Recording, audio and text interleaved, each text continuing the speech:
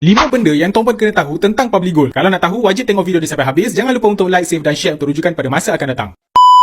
Yang pertama, Public Gold adalah syarikat jual beli emas yang terbesar dekat Malaysia. Public Gold bukan syarikat pelaburan emas. Public Gold hanya menjalankan urusan jual beli emas. Yang kedua, Public Gold telah ditubuhkan di Malaysia sejak tahun 2008 lagi. Pada tahun ini, Public Gold telah beroperasi selama 16 tahun. Sehingga Januari 2024, Public Gold telah menjual sebanyak 65 tan emas dan Public Gold juga telah membuat buyback ataupun beli semula emas sebanyak 35 tan emas. Semua penyimpan emas yang membeli emas dengan Public Gold dapat emas fizikal dan semua customer yang menjual semula emas kepada Public Gold dapat duit. Bukan dapat saham, bukan dapat ubat, bukan dapat spek mata. Yang ketiga, Public Gold telah mempunyai lebih 1.3 juta customer yang terdiri daripada warga negara Malaysia, warga negara Singapura, warga negara Brunei dan juga warga negara Indonesia. Yang keempat, syarikat Public Gold telah mendapat sijil kepatuhan syariah daripada Amani Advisors Sendirian Berhad. Ini merangkum ke semua produk yang ada di Public Gold sama ada melalui aurat purchase, iaitu secara full payment ataupun easy payment purchase, dan juga account gap Gold Accumulation Program. Dan yang kelima, Public Gold telah bekerjasama dengan banyak syarikat-syarikat besar yang ada di Malaysia, termasuk Pos Malaysia.